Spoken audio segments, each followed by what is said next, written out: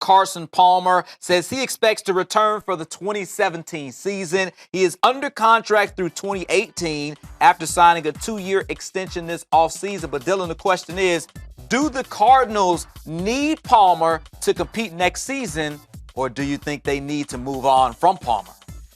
I think they need him, and they need him to play a lot closer to what he did last year. Right now, 20 touchdowns, 13 interceptions. Just not the same Palmer that we were talking about maybe could be up for an MVP, where, last season he's got 35 touchdowns and 11 interceptions. That's tremendous play. That's spreading it around to a bevy of awesome options that you have on the outside, led by the future Hall of Famer Larry Fitzgerald.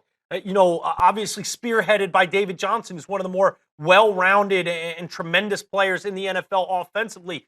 Johnson's brought it again this year, but Carson just has not. That answer, if it's not Carson Palmer's not in-house, because it's not Drew Stanton to me. If you're of the belief that this team needs to go away from Carson Palmer because he's too old, too long in the tooth, he just doesn't have it anymore, the arm is kind of starting to die on him, and what we saw this year is a future of is a sign of things to come more than what we saw last year. Well, then they got to go outside of the organization and make something happen and sign somebody. Who's out there? Who are you really going to get? Who is there that's going to take a ready-made team and you just step in and it's like, well, now that's the guy?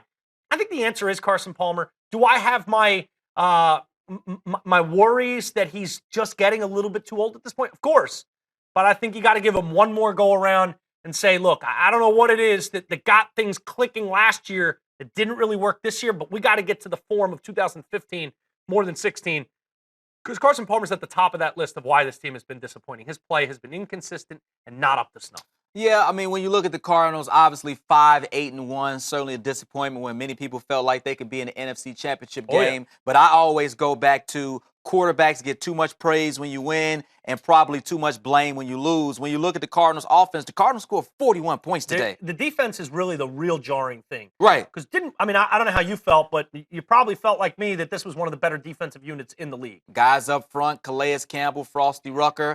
Back Great end, secondary. Patrick Peterson, Matthew is the secondary right there. So you feel like this team should be able to stop people. But they gave up 48 today. It's crazy. So you can't put it all on Carson. To your point, he has been inconsistent. There was a time early in the year when they continued to fall behind. They could never score in the first quarter, always got off to slow starts. I put that on Carson Palmer, but I think it's been a total team effort. I just can't solely point the finger at Carson and say he's why they struggle. I agree. And I think you're right. Point well taken that so often quarterbacks get all the praise and all the admonishment when teams are not succeeding. But, you look at the raw statistics. He's completing 60% of his passes. The touchdowns are down. The turnovers are up. The fact that they've trailed in so many games to get things going and have not really got out of the gate strong.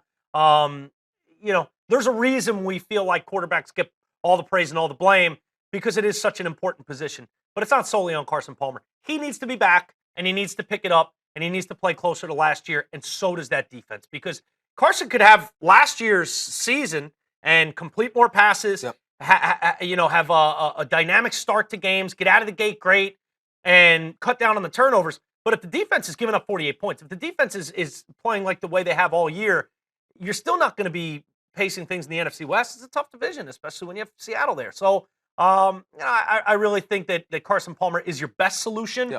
But you just kind of circle the wagons and figure out defensively and from a quarterback position how you can improve play. Bruce Arians, the head coach of the Cardinals, certainly has some decisions to make. We'll see how it all shakes